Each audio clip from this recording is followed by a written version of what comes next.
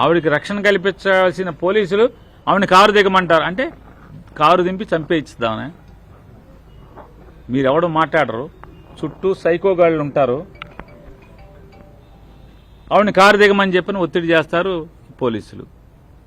ఆవిడ కారు దిగుతాకి మీకేమన్నా మీరు నాకు రక్షణగా కల్పిస్తారు, నాకేం అర్థం కావట్లా, చంపితే ఈ కారులో చంపేయండి అని చెప్పి ఆవిడ కూర్చుంది కారులో. చివరికి నాకైతే ఎఫ్ఐఆర్ కూడా కడతారనేటువంటి నమ్మకం లేదు. కంప్లైంట్ ఇచ్చారు ఆవిడ. కంప్లైంట్ ఇస్తే అంటే ఎంత ఘోరంగా పోలీసు వ్యవస్థ పనిచేస్తుంది. నారా చంద్రబాబు నాయుడు గారి యొక్క ఈ సైకో పరిపాలనలో ఏ రకంగా ప్రజాస్వామ్యబద్ధంగా బతకాల్సినటువంటి ప్రజలు ఇవాళ పోలీస్ అంటే ధైర్యంగా బతకాల్సిన వాళ్ళు పోలీసును చూస్తే అరే మనకేం కాదు, మనని కాపాడతారు, సైకోగాళ్ళు వచ్చినా దొంగలు వచ్చినా గోండాలు వచ్చినా మనని కాపాడతారనేటువంటి ధైర్యం ప్రజలకు ఇవ్వాల్సినటువంటి పోలీసు వ్యవస్థ చంపేయటానికి వాళ్లే ఈ పచ్చ మూకలకి కిరాతక మూకలకి సైకోగాళ్ళకి వాళ్లే రక్షణగా ఉండి హత్యాయత్నం చేయటానికి సహకరించే పరిస్థితులు ఉంటే ఎవరికి చెప్పుకోవాలి? ఇంకా ఆంధ్రప్రదేశ్ రాష్ట్రంలోని ప్రజలు ఎవరికి చెప్పుకోవాలి? ఇంకా ఒకటి ఇంత దిగజారినటువంటి ఈ వ్యవస్థని, ఈ సైకో పరిపాలనని, ఈ రకంగా ఆడవాళ్ళ మీద దాడి చేయటం అనేది మరి సైకో పరిపాలన కాక ఏంటిది? మహిళా జిల్లా పరిషత్ చైర్పర్సన్, ఒక బీసీ కులానికి చెందినటువంటి జిల్లా పరిషత్ చైర్పర్సన్ని హత్యాయత్నం చేయటం, చంపాలని ప్రయత్నం చేయటం, అవమానించటం, ఇది హేయమైన చర్యగా ఖండిస్తూ తక్షణమే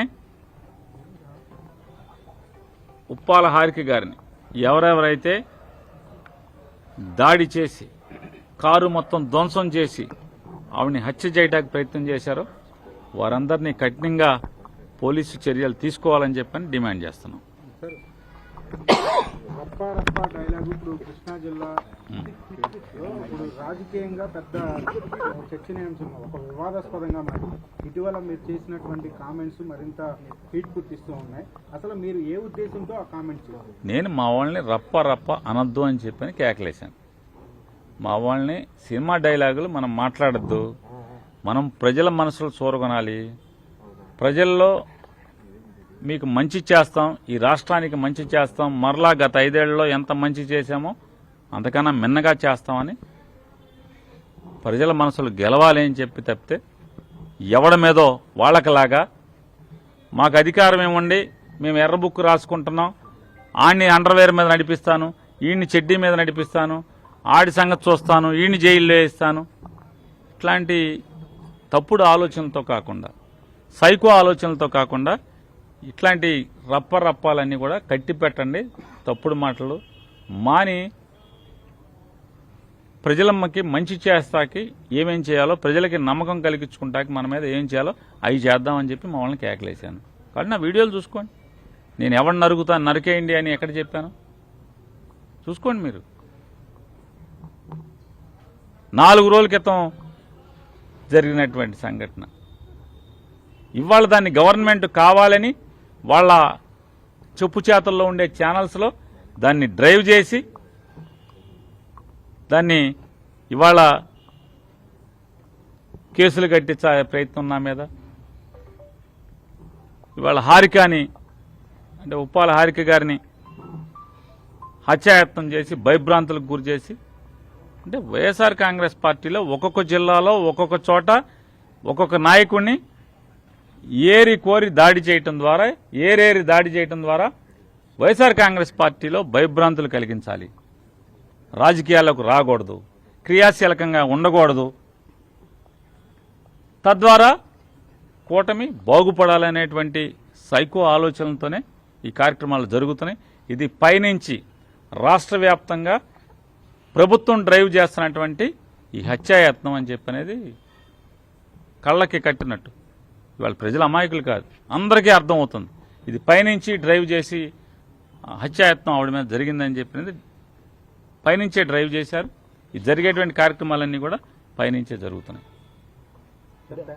హారిక గారు కన్నీళ్ళు కూడా పెట్టుకున్నారు స్టేషన్, అంటే చెప్పరాని మాట్లాడినారు, అసభ్య పదజాలంతో మాట్లాడారు.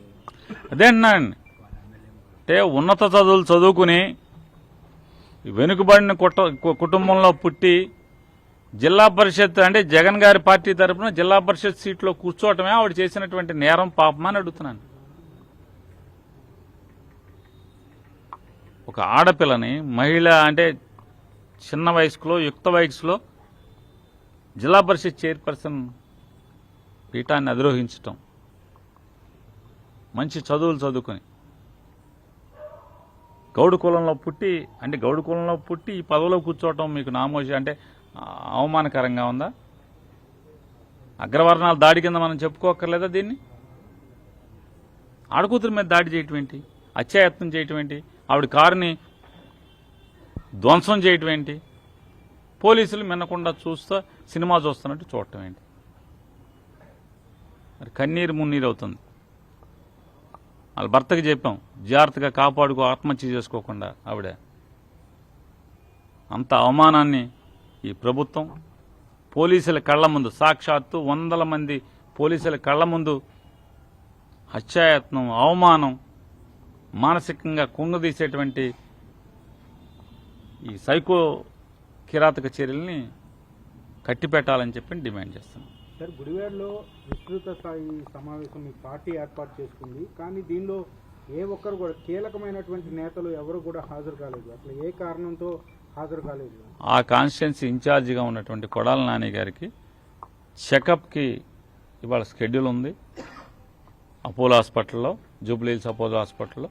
అందుకోసం అని చెప్పని పోలీసు దగ్గర సంతకం పెట్టి 10:30కి హైదరాబాద్ చేరుకుని అపోలో హాస్పిటల్లో ఆ కన్సర్న్ డాక్టర్ అపాయింట్మెంట్ ఇచ్చిన డాక్టర్ దగ్గర చెకప్కి అటెండ్ అవ్వాలి కాబట్టి ఆయన దానికోసం వెళ్ళారు. నేను, కైలేయానీల్ గారు, అలాగే సింహాద్రి రమేష్ గారు, చక్రవర్తి గారు, హారిక గారు, మేమందరం కూడా వెళ్లాల్సి ఉంది. మేము అనిల్ గారు ఇక్కడికి వచ్చాడు. వెళ్ళటానికి ఉన్న పరిస్థితుల్లో పోలీసులు ఏ రకంగా నువ్వు ఇంట్లోంచి వెళ్ళటానికి వీల్లేదు, గుడివాడలో లా అండ్ ఆర్డర్ సమస్య జరుగుతుంది, మీరు వెళ్తే మర్డర్లు కూడా జరిగేటువంటి అవకాశాలు ఉంది కాబట్టి మీరు ఎట్టి పరిస్థితుల్లో లోపలే ఉండాలని చెప్పని మమ్మల్ని ఇంట్లోనే కూర్చోబెట్టడం వల్ల మేము హాజరు కాలేకపోయాం. జిల్లా పరిషత్ చైర్మన్ గారు అక్కడ స్థానికంగా ఉన్నటువంటి ఆవిడ జడ్పీటీసీ, గుడివాడ అసెంబ్లీ నియోజకవర్గంలో ఆవిడ జడ్పీటీసీ. అందువలన ఆవిడ మాకన్నా ముందు ఆవిడ మీటింగ్కి ప్రయాణం అవటం జరిగింది. అలాగే చక్రవర్తి గారిని కానీ మిగతా వాళ్ళని కానీ పోలీసులు దారిలోనే అడ్డుకుని మీకు పర్మిషన్ లేదు, మీరు వెళ్ళిపోండి, బయట వాళ్ళకి ఇక్కడ రావటానికి వెళ్ళలేదని చెప్పని వెనక్కి పంపించారని చెప్పని సింహాద్రి రమేష్ గారు, అట్లాగే చక్రవర్తి గారు, పెలంలూరు చక్రవర్తి గారు వాళ్ళని మమ్మల్ని పోలీసులు వెనక్కి పంపించేశారని చెప్పని వాళ్ళు చెప్తున్నారు. ఇది అందుకోసమని మిగతా అసెంబ్లీ నియోజకవర్గాల ఇన్ఛార్జీలు కానీ జిల్లా అధ్యక్షుడు నేను కూడా హాజరు కాలేని పరిస్థితి అయింది. సార్, పెనమలూరు ఎమ్మెల్యే మీ యొక్క మానసిక స్థితి అనేది సరిగ్గా లేకపోవడం వల్లే ఈ రప్ప అనే రెచ్చగొట్టేటువంటి కామెంట్స్ చేస్తూ ఉన్నారు, ప్రజలను రెచ్చగొడుతున్నారని చెప్పని అంటూ ఉన్నారు. మరి దీని మీద మీ కామెంట్ ఏంటి? బోడే ప్రసాద్ గారిని ఆయన నియోజకవర్గానికి జాగ్రత్తగా నిజాయితీతో కూడినటువంటి నికార్సైన ధర్మబద్ధమైనటువంటి నీతివంతమైనటువంటి సేవ అందించి తర్వాత నా మానసిక స్థితి ఏంటో తర్వాత మాట్లాడుకోవచ్చు. నా మానసిక స్థితి ఏంటో అంటే వీళ్ళ నాయకుడు ఎర్ర పుస్తకం కడ్రాయిల మీద నడిపిస్తాను, ఉచ్చపోయిస్తాను అంటే వాళ్ళ మానసిక స్థితి బాగున్నట్టు. అరే రప్ప అనబాకండ్రా, ఎవరైనా మిమ్మల్ని వేధిస్తే, పోలీసులను అడ్డం పెట్టుకుని మిమ్మల్ని హింసిస్తే, మిమ్మల్ని దాడులు చేస్తే, మీ ఆస్తులు ధ్వంసం చేస్తే దేవుడు మీకంటూ సమయం ఇస్తాడు, అది అప్పుడు అరవకుండా చేసుకోవాలి తప్పితే అయితే చట్టపరంగానా న్యాయపరంగానా అప్పుడు ఇవాళ చాలామంది మీద 5 ఏళ్ల క్రితం 10 ఏళ్ల క్రితం అని చెప్పని కంప్లైంట్లు ఇస్తే కేసులు కడతలేదా? అట్లాగే మా ప్రభుత్వం వచ్చినప్పుడు కూడా ఈ 2024 నుంచి 29 దాకా ఈ టీడీపీ సైకోలు ఎవరెవరి మీద దాడులు చేశారో, ఎవరెవరి మీద అన్యాయాలు చేశారో, ఎవరి ఇళ్లు ధ్వంసం చేశారో, ఎవరి మీద భౌతిక దాడులు చేశారో వాటన్నిటి మీద కేసులు కట్టి ఖచ్చితంగా చట్టపరంగా చర్యలు తీసుకుందాం. దానికి అల్లవ ఎందుకు, రప్ప ఎందుకు అని చెప్పాను. ఏ తప్ప అని అడుగుతున్నాను. నేను ఎక్కడ చెప్పాను చెప్పండి, నరికేయమని చెప్పాను. నేను చెప్పింది ఏంటి, అరే నేను ఇది చేస్తాను అది చేస్తానని ఎవడన్నా అరుస్తారా? మేము వచ్చాక అది చేస్తాం, అది తప్పు. ప్రజలు అది కోరుకోరు, ప్రజలు అది హర్షించరు. నీకు ఏం అన్యాయం జరిగిందో, నీ మీద ఎవడు దాడి చేశాడు, నీ మీద దాడి చేసినా, నిన్ను భౌతికంగా దాడి చేసినా పోలీస్ కేసులు కడతలేదు. నీ ఆస్తి ధ్వంసం చేస్తే జేసీబీ తెచ్చుకొచ్చి అన్యాయంగా కిరాతకంగా నీ ఇల్లు పడేస్తే పోలీసులు స్పందించట్లేదు, కేసులు కడతలేదు. నీ ఇంట్లో కుటుంబ సభ్యుల్ని ఫేస్బుక్లో అవమానకరంగా పచ్చిగా అసభ్యంగా మాట్లాడితే పోలీసు స్టేషన్కి వెళ్తే మేమేం కట్టలేమండి కేసులని నవ్వుతా చెప్తుంటే పోలీసుల పరిస్థితి. ఇవన్నీ మనం వచ్చిన తర్వాత మనం చేసుకోవాలి తప్పితే, మనం చట్టాన్ని ఉపయోగించి వీళ్ళందరినీ కూడా శిక్షించాల్సింది తప్పితే ఇప్పటి నుంచే మేము అది చేస్తాం ఇది చేస్తామని చెప్పడం వల్ల డబ్బాలు కొట్టుకోవటం అవుతుంది.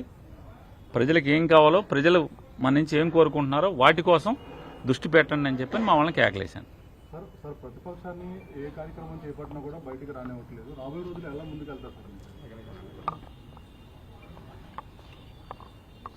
అధికారం మదంతో, అధికారం ద్వారా వచ్చినటువంటి మత్తుతో, పోలీసు వ్యవస్థను అడ్డం పెట్టుకుని కాకి బలంతో ప్రతిపక్షాన్ని అణిచి తద్వారా మళ్లీ గెలవాలనేటువంటి పిచ్చి ఆలోచనలుంటే ఇవాళ ఈ సైకో ప్రభుత్వానికి చేతిలో ఉన్నటువంటి పరిపాలన, అధికారం, బ్యాటరీ లైట్లలో కొత్తగా బ్యాటరీలు వేస్తే ఎంత బాగా వెలుగుద్దో, బాగా ఫుష్గా చివరిదాకా ఫోకస్ కొడతా ఉంటుంది.